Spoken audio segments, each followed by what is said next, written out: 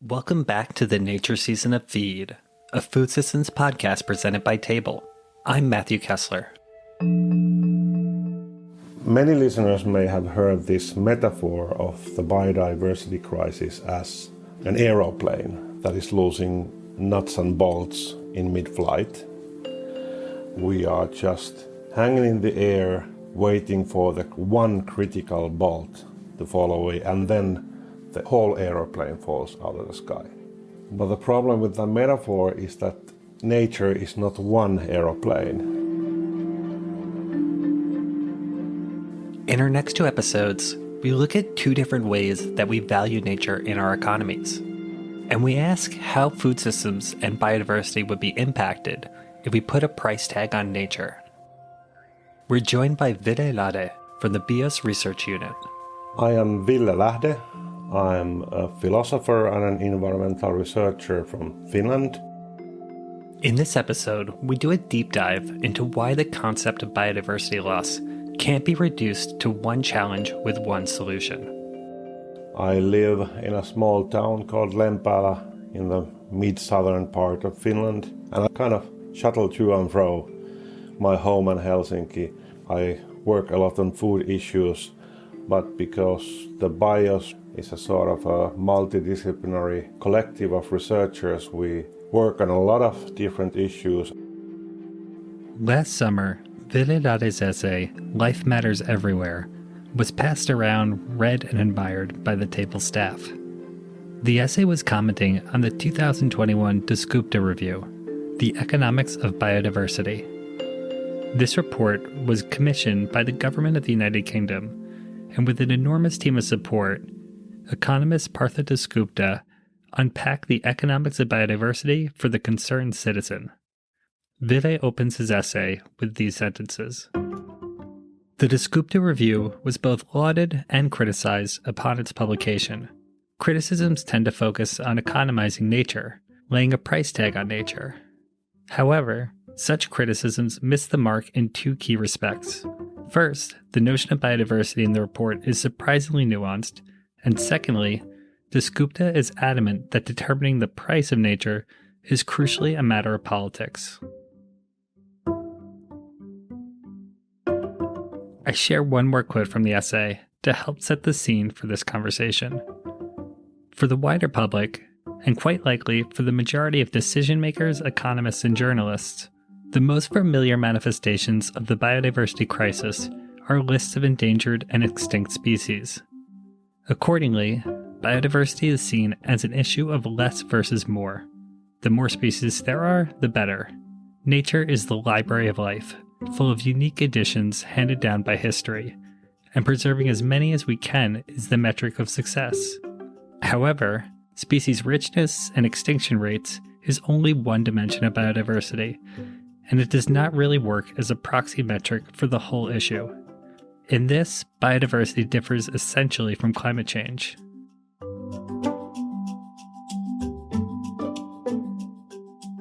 Your different endeavors make you a fantastic guest for today. You're a writer, a philosopher, a researcher. How do you think about biodiversity? Well, personally, for me, my main connection with biodiversity is in our garden. I garden a lot. I actually come from a family of two teachers, Finnish language teachers, and they had long summer holidays, 2.5 months. So we would work at our garden, sort of a summer cottage, but really a farm that we used to work. And they had 4 sons, so they had a lot of voluntary or involuntary child labor. We used to produce a lot of our own food, like mainly all of the vegetables and root vegetables that we would eat throughout the year. And actually we donated a lot of that to our wider family. And I sort of returned to those roots when my wife, who is a daughter of 2 farmers, sort of encouraged me again and infected me with the gardening bug. And especially when I work with my compost heaps, I find my connection with biodiversity. And when we work with the soil of our garden, because it started as a fairly compacted clay soil that hadn't been husbanded for many, many years. And now it's full of life. And that kind of helped me to understand why biodiversity is an important matter everywhere. Like I wrote in an essay, it's not only about nature out there, but it's also about nature in our midst. I think a garden is a fantastic metaphor because as humans, we can think of biodiversity to hold functional use, cultural use, religious or even spiritual use. And perhaps your garden is playing a little bit on each of these dimensions for you personally. Well, basically biodiversity it's an inherent feature of life. In order to understand ecology and evolution, it's crucial to note that life doesn't just arrive in an environment. Life is a phenomenon that actually creates and maintains its own environment. Ville points out that all living beings, humans, animals, and plants, develop and evolve not only through the pressures of their environment, but they also affect those pressures. So it's always a sort of a loop relationship to other beings and other non-living things and so on. In ecology, there's a concept that is called niche construction, which basically is the idea that ecological niches are not just some eternal spaces that are out there in the order of nature. They are always in a dynamic flow. Life is creating and recreating and maintaining them. And actually, in a wider scale, life is a planetary phenomenon. We wouldn't have the atmosphere, we wouldn't have the soil, nor would we have the cycles of carbon that are crucial for maintaining life on Earth and maintaining the planet in a sort of dynamic equilibrium. In my high school biology class, I was taught that while cooperation exists, life is also a constant struggle over scarce resources. But Ville points out that it's not only about getting into conflict with other beings, but also about avoiding conflict and finding new niches. So that is why life tends to create biodiversity over longer timescales, because different species and different populations and beings sort of find new niches and cracks to thrive in order to find new kinds of food, new kinds of energy, and also to avoid conflicts and find, for example, new mutual relations and so on. Or one being's poison is food for another, and so on. Right. And that kind of makes it possible for life as a general phenomenon to have not only resilience in a sense that it can withstand changes, but what some researchers call transformative resilience. That after severe disasters, for example, life can bounce back and bounce forward into new forms. If we think about like the major mass extinctions in the history of the world, the ability for life to bloom and emerge into various new directions is the explanation why this planet has still life after like 90% of life has been destroyed at least one time in the deep history. So biodiversity represents the microorganisms in your compost pile in your garden, all the way to the atmosphere and perhaps all the different relationships happening in between those. Scientists agree that we're experiencing a big biodiversity crisis at the moment. Some call it the sixth mass extinction. I think we can acknowledge that there is a crisis at hand, an enormous loss of life, species, and habitat. Why does that matter more broadly? Well, we all are aware, of course, that species are becoming extinct. We have the Red Book of species and so on. X number of species every year are going extinct at a sort of faster frequency than would be the baseline. Now we seem to be in an era of history that due to human action especially, species are going extinct far faster. And that might be called like absolute extinction, when a species ceases to exist all over the globe. But then you also have local extinctions, that species like disappear from Finland or from Europe or from Tasmania or from Siberia, but they still might thrive in Africa, for example. So that local extinction, of course, will change the constellation of the ecosystems in that area. And some of those species, small or big, sometimes predators, sometimes primary producers may be, so to speak, keystone species. That their disappearance from one ecosystem can sort of cascade through various ecosystems, like create a domino effect.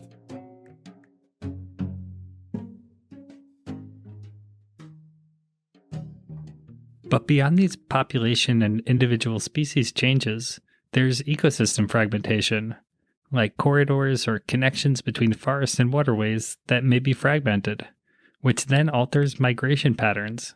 And even beyond that, there's also overall changes in conditions that affect the workings of entire ecosystems. I'm thinking here about ocean acidification or ocean warming or climate change. My old teacher, Professor Yrjö Haila, who was my great friend at work and is still my great friend and mentor, he has sort of put it in this way that historically humans arrived at a ready-made table, and we arrived at an historically opportune moment. That moment, or period, is known as the Holocene, which began roughly 12,000 years ago. This is the geologic era of Earth, when humanity spread across the globe and thrived. So what made this period different? Well, the climate was fairly stable. The world wasn't mostly covered in ice. This meant that there were greater stretches of land that were habitable, with fertile soils and abundant water resources. So nature was actually kind of hospitable for humans, whereas often we hear the idea that primordial humans had to struggle against nature only. Of course, they did have to do that. They actually had to do that in a fairly historically hospitable conditions. In a sense, this situation endures, that natural systems do all kinds of unknown or unrecognized work for us, or not for us, but we can benefit from that work. And they, in effect, make our societies possible. We couldn't produce food, we couldn't really stay healthy and so on without that work of myriad invisible hands.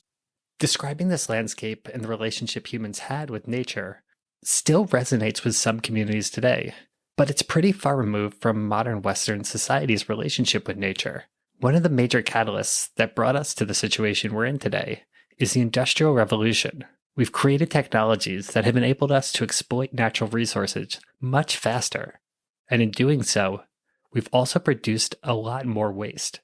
We have sort of become accustomed to the illusionary idea of independence from nature, because we had those couple of hundreds of years where we could push the boundaries of nature around us by using a lot of cheap, abundant energy.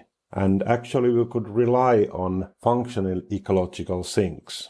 Basically that we could dump wastes and side products of our activity to the atmosphere, to the rivers, to the seas, and so on. And the ecosystems could deal with that up to a point. As humanity throughout decades and centuries has continued to, quote, thrive, we've dumped our waste into the atmosphere, the soil, the rivers, and the sea. And biodiversity is paying a hefty price.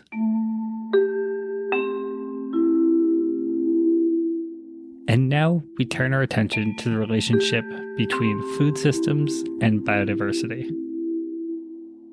Well, the major food systems in the world, or the dominant food systems in the world, act on, so to speak, a productivist paradigm, where the main thing is to produce as much as you can and economically as efficiently as you can. And that idea of efficiency and that idea of scale is built largely on the idea of independence from nature. As I mentioned, that we have ample energetic inputs and chemical inputs and functioning ecological sinks. And that kind of efficiency is only possible in that context. And that sort of has created the idea that we can produce food more efficiently if we detach ourselves from nature, but actually we have become more and more dependent on nature because we are using natural resources to sort of artificially maintain that distance.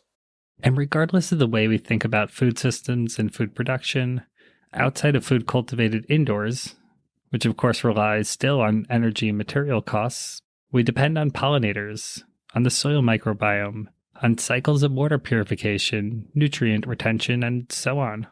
So this is again why biodiversity matters everywhere. It matters not only out there in the forests, for example, but it matters in our habitation environments and in our production environments. And as the world is becoming more unpredictable due to various forms of environmental change, and as we have to distance ourselves from the ample use of fossil fuels and so on, then this dependence from natural systems becomes more and more crucial. We sort of have to recognize them much more than we used to, because we cannot distance ourselves so much from those like invisible hands that are acting all the time around us.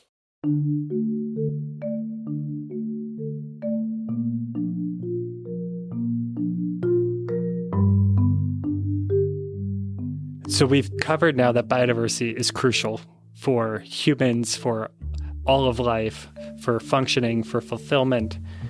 And I want to turn to this idea of how do we value biodiversity? So there was a management consultant that once said, you can't manage what you can't measure. There was a paper that came out in the late 90s led by Costanza, sort of now famous paper that put the ecosystem services on Earth, accounting for all of them, sort of US dollar output of that would be $33 trillion. There's an economic cost for not valuing nature and not caring about these ecosystems that might not be obvious or present to people who don't perhaps live close to nature or have work that really depends on natural resources. I know you've thought about this deeply, about this notion of how do we value and measure biodiversity. Can you give us a sense of how mainstream economists and much of society understands how we value nature today? I think I'll start with the management quote. The problem there, I think, is that most often it assumes that there has to be one master metric that you can measure. You cannot manage if you have sort of too much information. You need clear numbers, sort of unquestioned numbers that you can refer to anyone and everybody can agree with them, and then you can sort of manage things. Then you can have policy. But biodiversity, it's a mosaic phenomenon. It's not a unified phenomenon like climate. With climate, we have a global system. With biodiversity, we have a mosaic, life finding those niches within each other and in between each other and so on. And so instead of one master metric, you need a sort of contextually changing toolkit, and constant awareness of changes around you. But the tension here is that politics tends to demand these clear numbers. So this mosaic phenomenon tends to be simplified.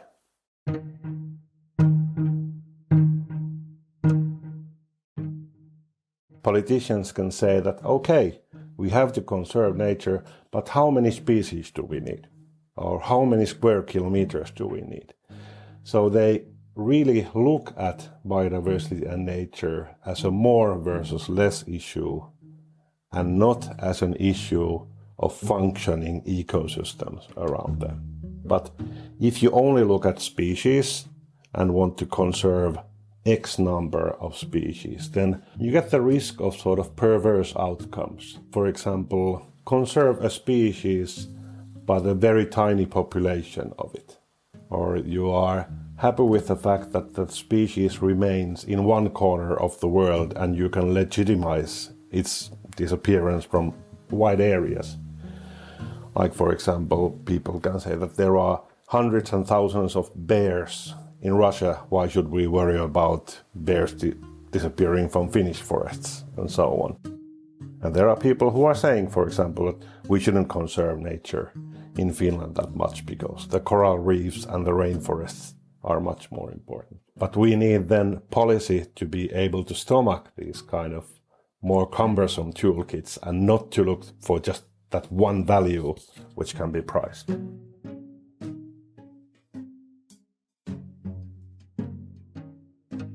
I want to share another quote from the Life Matters Everywhere essay.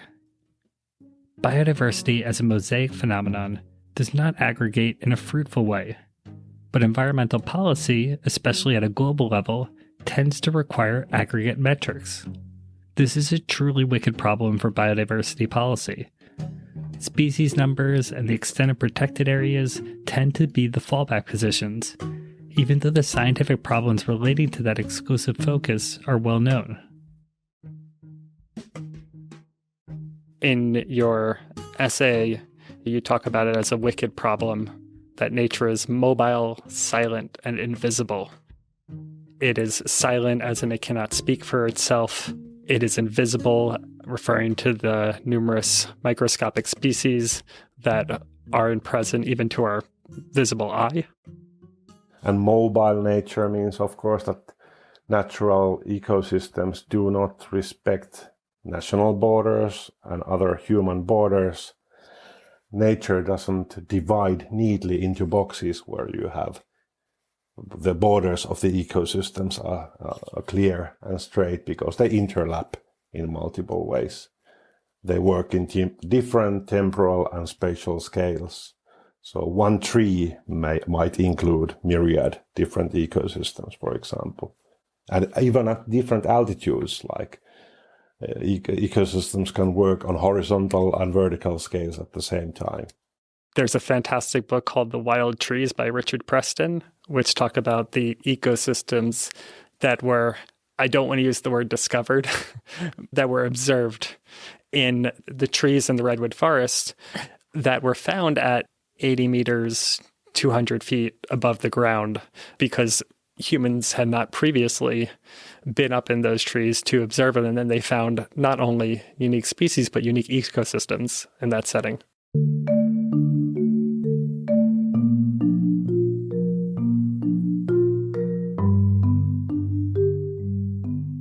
We're talking to Ville Lähde about how biodiversity as a mosaic phenomenon can't be summed up and simplified into one problem, one solution.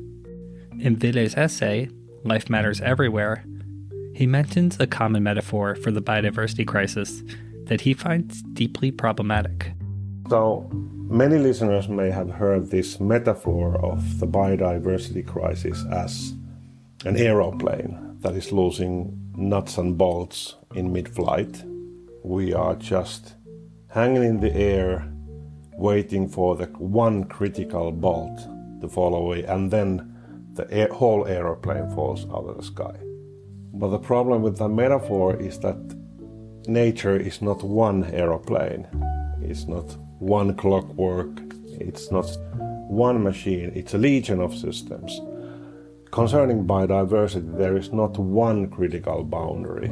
We can say that 1.5 degrees is a critical boundary vis-a-vis climate change, but with nature we cannot find that. We can have many big and small crashes at the same time all around us, and we necessarily don't even notice them. So as an example, much of the United States Midwest, which has largely been converted into fields of production for soy and corn, the native ecosystem was a tall grass prairie. Over hundreds of years of agriculture and the last 50 years of more intensive tillage and the increased use of synthetic farm inputs, the 2 or more meters of fertile topsoil has slowly degraded, and it's led to a lot of nutrient leaching. The soil microbiome has been diminished, the surrounding waterways get polluted, and the lives of pollinators are disrupted by agricultural chemicals. This has been an ongoing process. Everything does not crash at once. Not with a bang, but a whimper, goes the biodiversity crisis.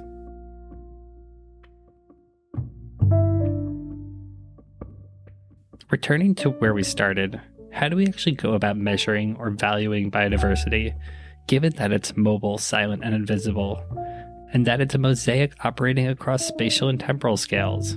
How should we be valuing biodiversity differently?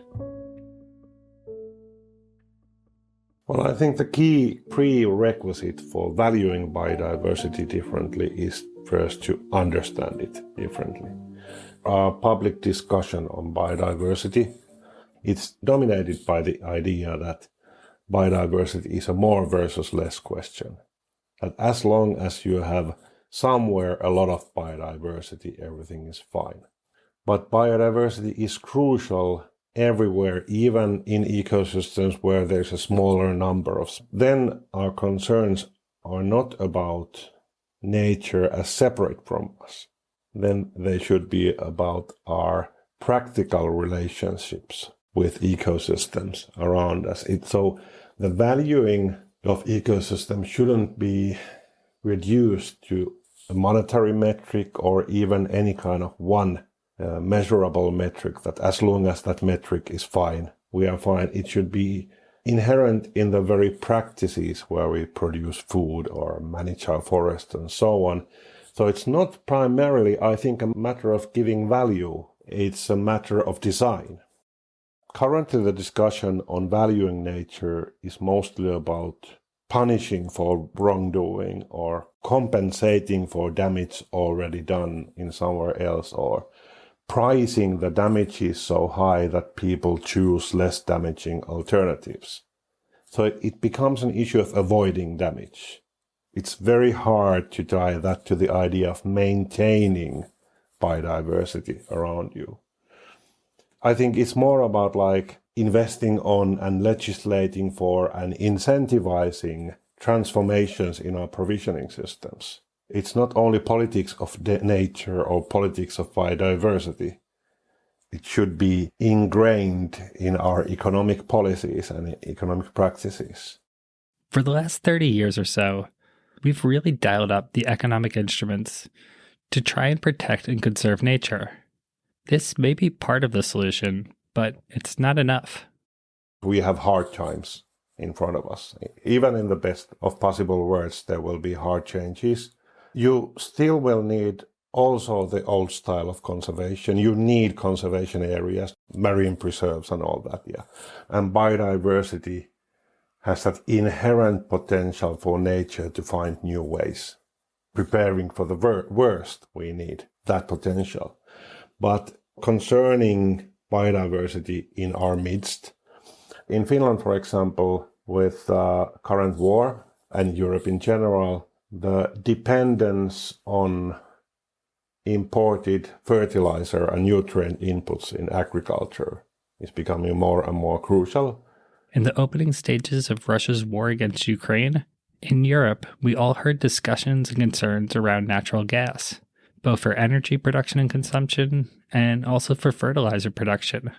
Now, a lot of researchers and politicians are talking about the importance of nutrient self-sufficiency.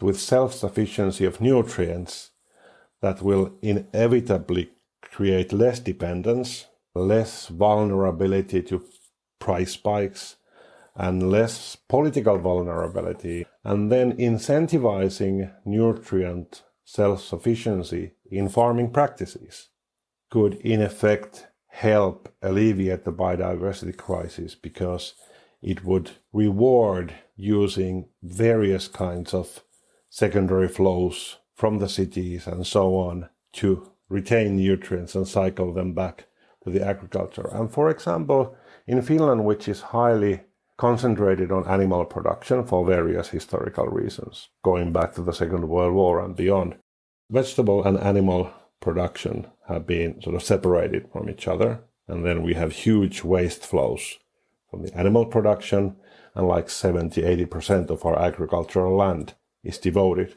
for animal production. So reintegrating those production forms and sort of lessening the proportion of animals would open up the way for reforestation in some areas, reintroducing like old meadow systems for grazing and so on, and then would also help to keep up those nutrient flows. So the policy would not be first and foremost about biodiversity, but it would end up protecting biodiversity in our midst and not in some faraway place which is called nature.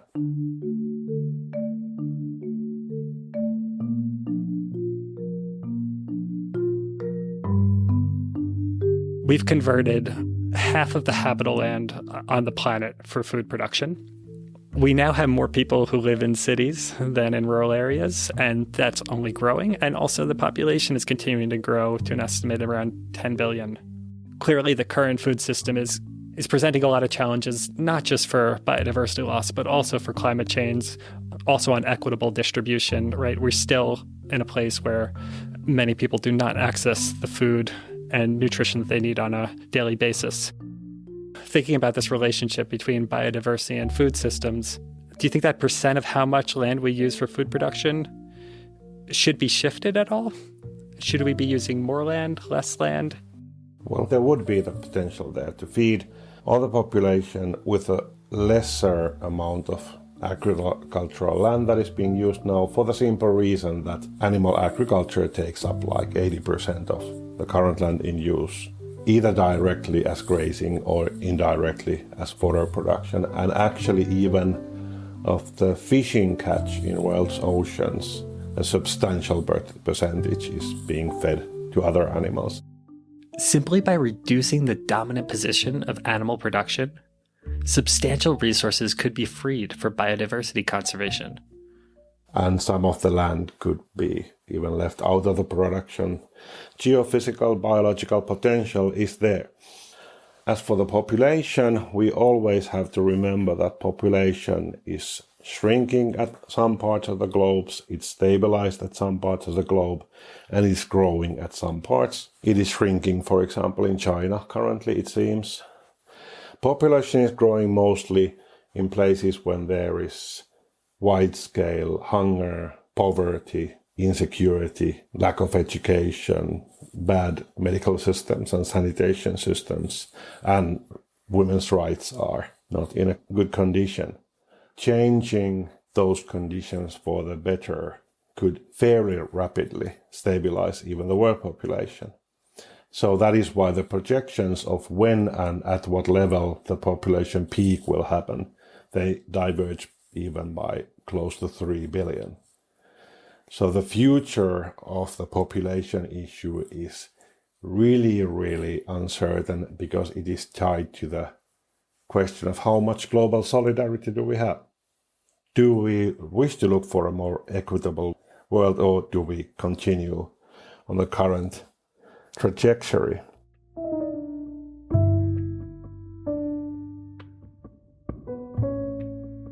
We don't need X% more production because the world doesn't have one big rice bowl where everybody's going with their own spoon.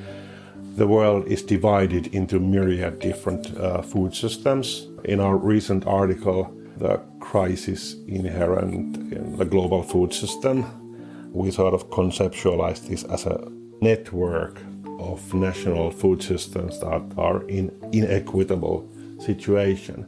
And the need for growing food production is in certain areas of the world. It's not a global need. Questions about how much land, how much population, how much food, well, according to Ville Lähde, they're much too often approached as an aggregate, generalized global issue, when instead they're inherently global and regional political issues. Ville says we should be asking, what agency do different communities and individuals have who are now in more marginalized positions to be able to discuss and decide over their own future? And biodiversity is like connected here, of course, that when food production has to be ramped up in some areas, those areas need aid from others to develop methods that are more sustainable. And other areas where we are overproducing, then the question is justly transitioning to a more sustainable food system where you can perhaps produce less, but produce for better quality, a more diverse quality, and not sort of systematically waste your resources, like in animal production, for example. And of course, the whole issue of wastage is crucial here. I was looking at a report of the World Resource Institute a while back, and the percentage of food wastage, and this is like the direct food wastage, not the systematic wastage that happens with animal production. The direct wastage percentage is similar in sub-Saharan Africa, for example, than in Northern America. Let's break apart what Ville is referring to here. The most common global statistic is that 33%, or 1/3 of food, is wasted. But when you break it apart, that looks very different across the world. So in North America, Food waste occurs primarily at the consumer end, in people's homes, at a retail level, and with the food service sector. While across sub-Saharan Africa, food loss is more concentrated on the production side. Loss here can be due to pests, to insufficient storage, or a lack of infrastructure. In those wealthy food systems, it really doesn't signal anything for the production chain. So that problem has to be handled at level of policy, whereas in the vulnerable food systems, the aid has to come to the root level. So there are very different problems there.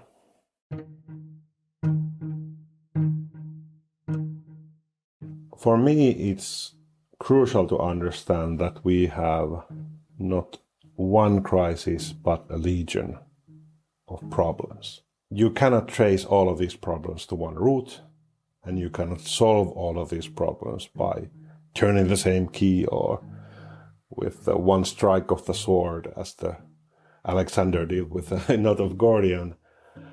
And if you look at the graphs of how climate change, for example, climate change emissions progress, or how mineral extraction progresses and how biodiversity decline progresses and so on. You can have in one society, say Finland, you can have diminishing climate emissions. So the graph goes down. But for example, biodiversity decline can still go up, and mineral consumption or natural resource consumption can go up. So there's no logical connection between them. So wrapping up, we came across your work first with Life Matters Everywhere, essay that you published in BIOS. I want to ask you more personally, through that writing process, if your relationship with biodiversity changed at all, if through writing you've thought about it differently. Well, I learned a lot because I read 100 different articles. I learned more about the perverse outcomes that I talked about, that if you focus only on species number, what kind of problems you can have. But what I learned even more about was how, for example, economists tend to understand the issue and so the roots where the misunderstandings are. As long as we conceptualize environmental problems as externalities, and as long as we price the externalities right, there is no problem. Of course, some of those externalities or problems are so bad that we cannot price them. They are priceless. But even beyond that, we should understand that those problems do not stay external, because nature is not external to us. They all the time radiate back into the socio-ecological metabolism of our own societies. So even if you compensate for damages, you have still perhaps damaged some ecosystems that we used to rely on even without knowing it, because nature is silent and invisible and mobile, because we really didn't understand our connections deeply enough. So even if you reforest somewhere else, or if you mess up a waterway and clean up a waterway somewhere else, down the line you may notice that actually you have degraded the very foundations of your well-being and also your economy. I think it's a good place to end. Thank you so much for joining us. And thank you for contacting me, because while I usually write in my own home in a little time in Finland, I sort of translated my Das gute text as an afterthought. I was so happy that somebody found it from the jungle of the internet.